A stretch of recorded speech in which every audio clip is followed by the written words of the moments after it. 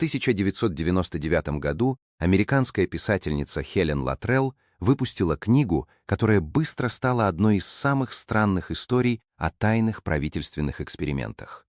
Книга называлась «Рэйчел» и преподносилась не как фантастика, а как реальная история. По словам Латрелл, в начале 70-х ее слепая дочь некоторое время жила в одной квартире с молодой девушкой, которая, как она утверждала, не была человеком. Автор рассказывала, что девушку поселили туда военные в рамках секретной программы. Она питалась странной зеленой массой из белых коробок без каких-либо надписей, ее раны заживали буквально за считанные секунды, а глаза имели вертикальные зрачки, похожие на кошачьи. Латрелл была уверена, что перед ее дочерью находилось гибридное существо, созданное для жизни среди людей. По ее версии, эксперимент закончился трагически. Девушку ликвидировали после того, как она начала проявлять обычные человеческие чувства и эмоции. На первый взгляд эта история звучит как чистая фантастика. Но прежде чем окончательно отмахнуться от нее, давайте посмотрим, что именно рассказывала Хелен Латрелл. Потому что некоторые детали этой истории действительно удалось проверить.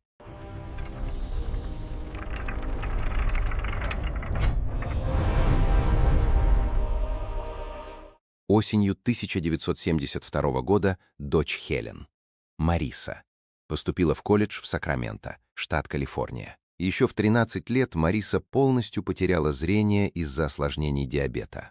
Она официально считалась слепой и, начав самостоятельную жизнь, сняла небольшую квартиру рядом с кампусом.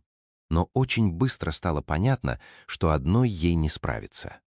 Аренда была слишком дорогой, а еще требовался человек, который помогал бы ей добираться до занятий. Подобрать соседку помогала консультант колледжа Лая Росс. Именно здесь, по словам Хелен, и началась цепочка слишком странных совпадений. В тот же день неожиданно нашелся студент с идеально подходящим расписанием, готовый сопровождать Марису. Почти сразу появился мужчина, представившийся полковником военно-воздушных сил, вместе с молодой девушкой по имени Рэйчел. Он объяснил, что его дочь тоже ищет соседку по квартире. Вопрос с жильем решился буквально за несколько часов. Полковник сразу оплатил свою часть аренды, и уже в тот же день девушки стали жить вместе. Для сотрудников колледжа все выглядело как обычное удачное совпадение. Но Хелен позже утверждала, что случайностей здесь не было. По ее мнению, Марису выбрали специально, потому что она была слепой и не могла заметить то, что сразу бросилось бы в глаза любому другому человеку. Однако была одна проблема.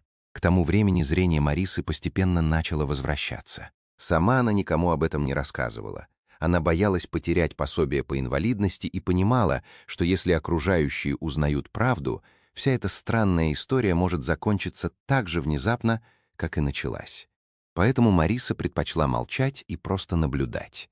Первые дни Рэйчел почти не выходила из своей комнаты, но постепенно девушки начали общаться, и Мариса стала замечать все больше странностей. Она разглядела длинные волосы необычного светло-рыжего оттенка, очень бледную кожу, тонкие черты лица и слегка раскосые глаза.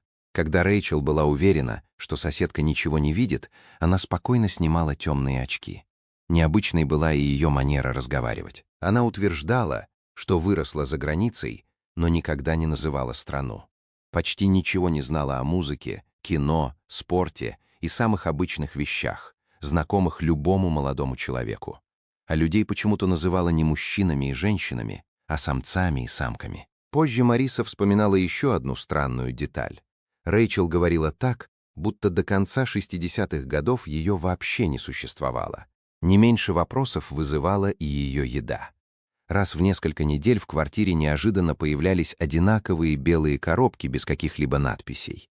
Никто не звонил в дверь, никто ничего не приносил, но коробки каким-то образом оказывались внутри. Единственным обозначением был красный треугольник, перечеркнутый 3 черными полосами. Такой же знак стоял и на канистрах с водой. Однажды Мариса все-таки заглянула внутрь одной из коробок. Там находилась густая зеленая масса, чем-то напоминавшая измельченный шпинат, но с очень неприятным запахом сырой травы. По словам Рэйчел, человеку такую пищу есть было нельзя. До этого момента все еще можно было объяснить необычными привычками.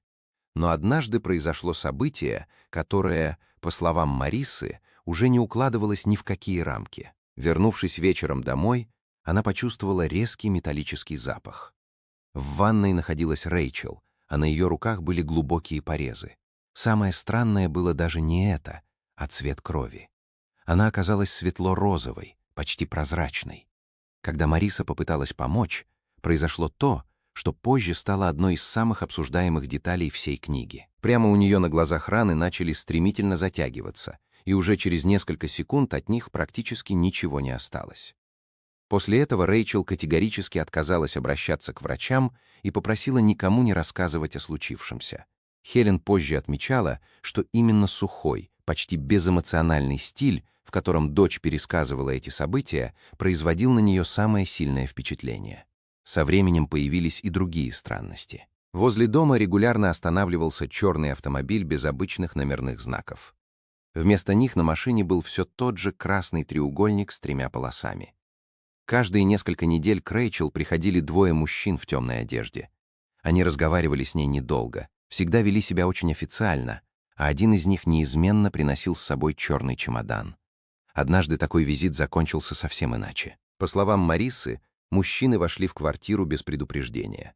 Затем послышался шум передвигаемой мебели, а спустя несколько минут раздались крики. Впервые за все время Рэйчел кричала неспокойно и без эмоций, как обычно, а так, будто по-настоящему испугалась. В тот же вечер Мариса позвонила матери и подробно рассказала обо всем, что происходило в квартире. Она ожидала, что Хелен не поверит ни одному слову. Но реакция матери оказалась совершенно другой. По словам Хелен, она совсем не удивилась, потому что подобные события, как она утверждала позже, были связаны с историей ее собственной семьи. Именно здесь книга неожиданно переносит читателя на несколько десятилетий назад, в детство самой Хелен. Когда ей было 8 лет, она жила в небольшом городке в штате Нью-Йорк. Однажды во время прогулки по лесу девочка увидела странное голубое свечение. Оно выглядело как яркий шар, зависший совсем низко над землей. Вместо страха Хелен почувствовала необъяснимое спокойствие. Она возвращалась к этому месту снова и снова на протяжении нескольких лет. А когда ей исполнилось 13, наконец решилась прикоснуться к светящемуся шару. Именно тогда, как она утверждает, произошло самое странное. По словам Хелен, свет начал общаться с ней. Не голосом и не словами, а словно передавая мысли прямо в голову. Ей сообщили, что однажды у нее родится ребенок. Внешне он будет обычным человеком, но внутри окажется совсем другим. Хелен попыталась понять, кто именно говорит с ней, но вместо ответа почувствовала лишь присутствие чего-то огромного и совершенно чужого. После этого загадочный свет исчез и больше никогда не появлялся. Прошло 7 лет. Весной 1951 года Хелен уже была замужем и жила в другом городе. Пока муж находился в длительной командировке, соседка предложила ей прогуляться и неожиданно привела в старое офисное здание. Внутри все напоминало обычный медицинский кабинет. Появился мужчина, представившийся врачом, и предложил пройти осмотр.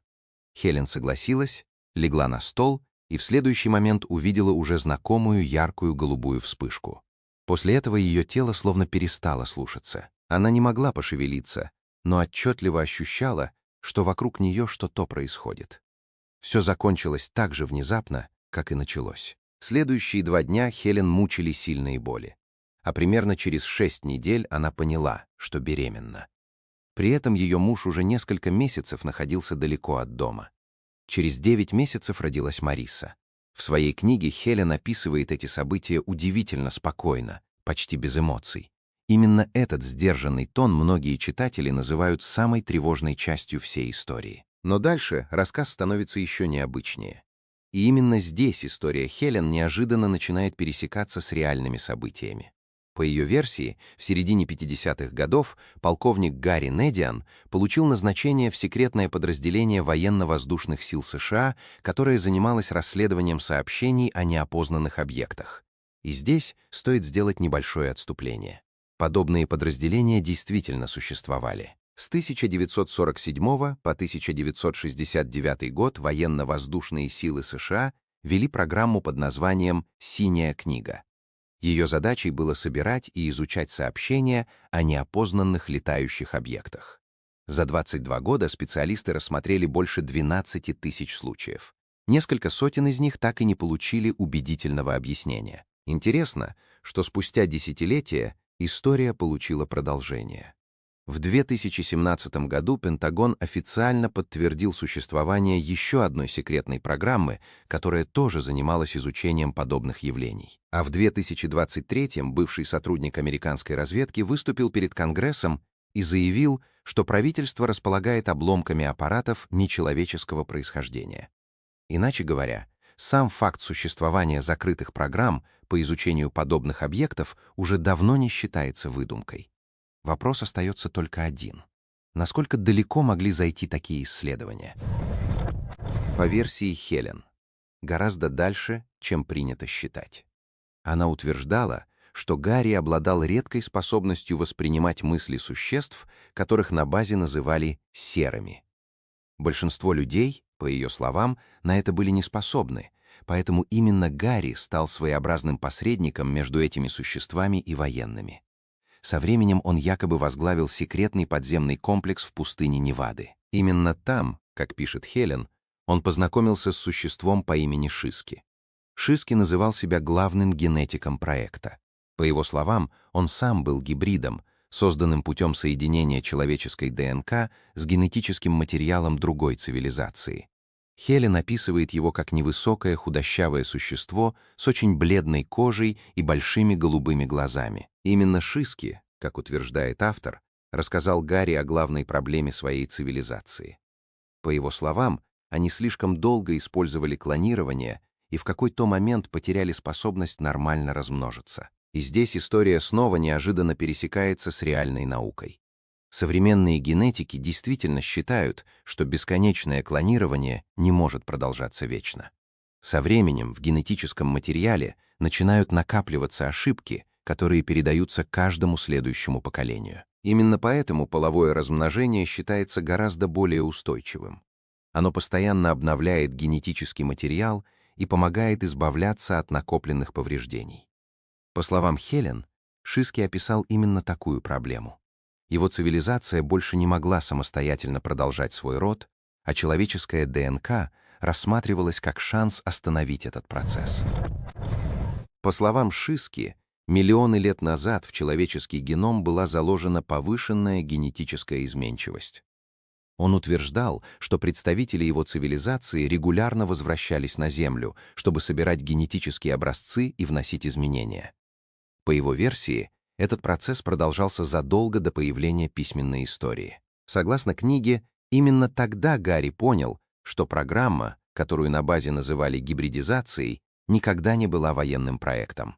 Ее настоящей целью было спасение вымирающей цивилизации с помощью создания существ, способных объединить генетику людей и пришельцев.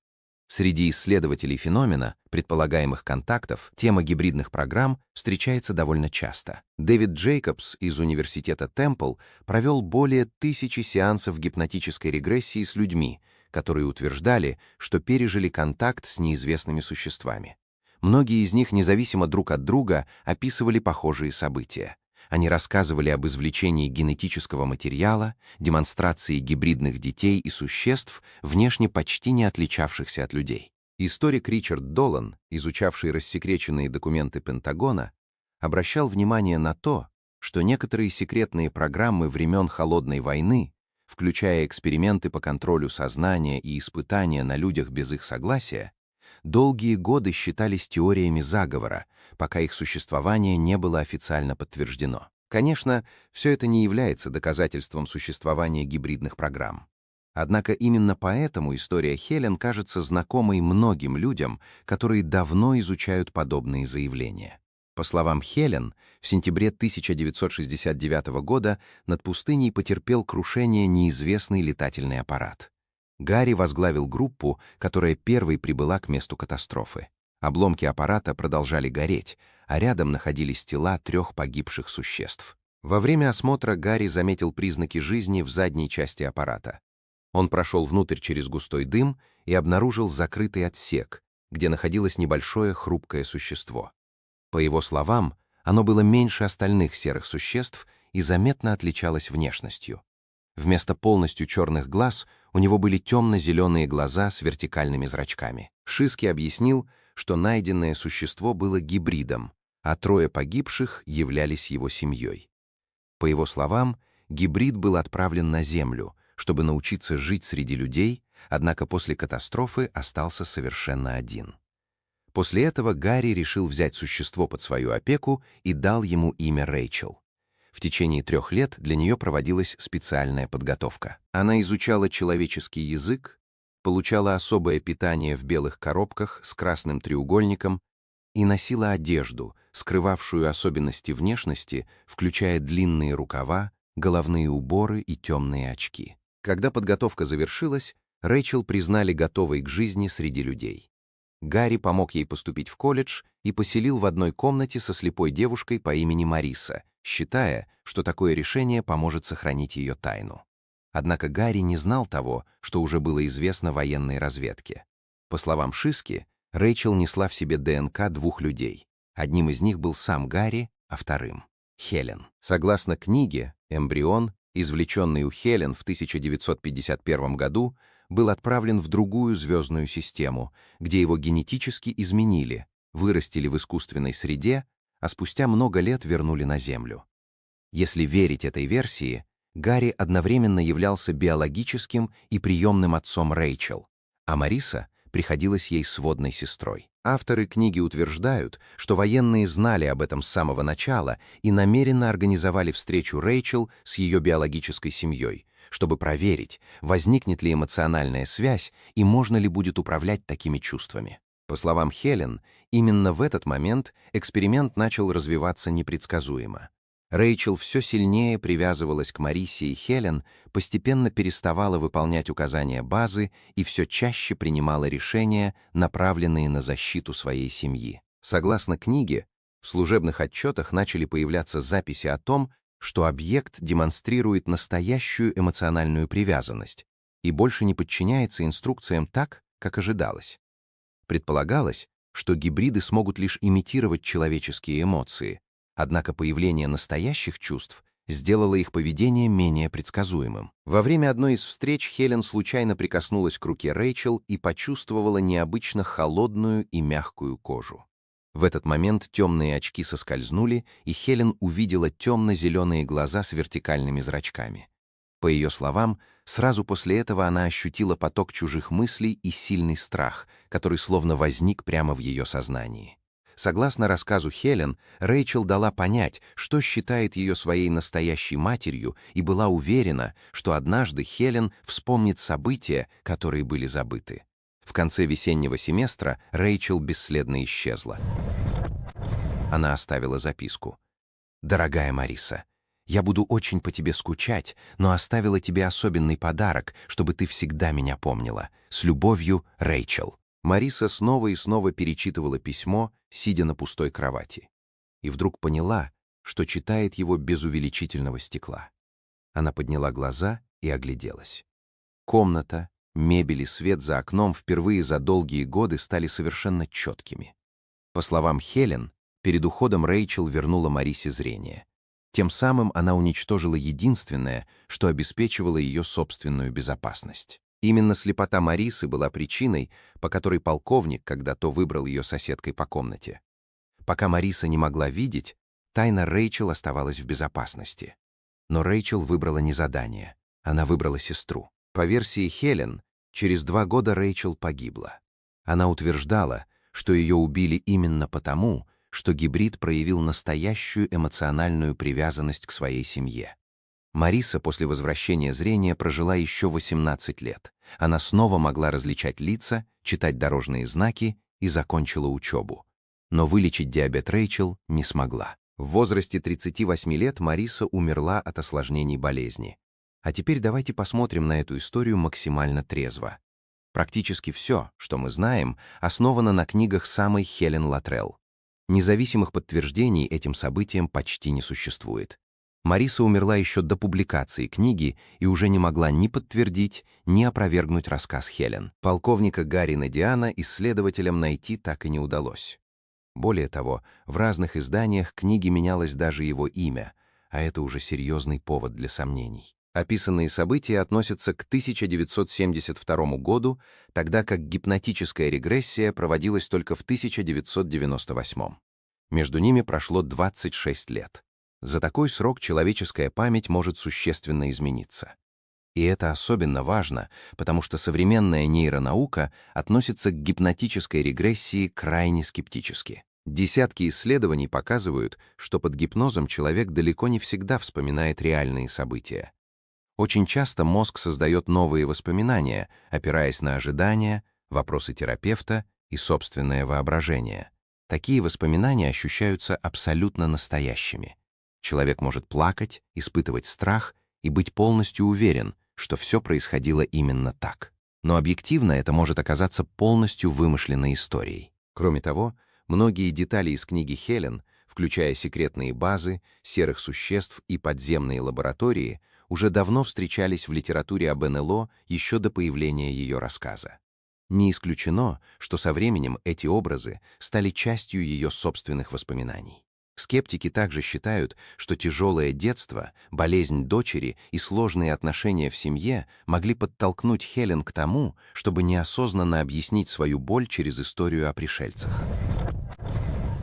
И все же один любопытный факт проверить удалось. Исследователи связались с колледжем и получили официальный ответ, что студентка по имени Рэйчел Недиан действительно была зарегистрирована там в 1972 году. Однако позже, когда они попытались повторно подтвердить эту информацию, документ бесследно исчез. Сотрудник, подписавший ответ, уже работал в другом месте, а в архивах колледжа никаких следов Рэйчел больше не осталось. Есть и другие странности. Хелен Латтрелл была реальным человеком. Она публиковала книги под собственным именем и на протяжении десятилетий практически не меняла свою историю. Описание внешности Рэйчел, включая необычную кожу и темно-зеленые глаза с вертикальными зрачками, оставалось одинаковым во всех версиях рассказа, хотя ложные воспоминания обычно со временем начинают противоречить сами себе. Кроме того, люди, знавшие Марису, действительно вспоминали девушку по имени Рэйчел.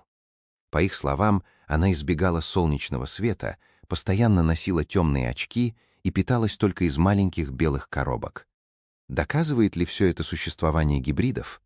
Конечно, нет. С точки зрения доказательств, у нас есть рассказ одного человека. Воспоминания, восстановленные методом, которому современная наука не доверяет, и практически полное отсутствие физических улик. А как считаете вы? Это история о ложных воспоминаниях, талантливо рассказанная фантазия или свидетельство событий, которые до сих пор невозможно объяснить? Напишите свое мнение в комментариях. Если вам понравилось это расследование, поддержите видео лайком и подпишитесь на канал. Впереди еще больше загадочных историй, основанных на реальных документах, свидетельствах и самых необычных теориях.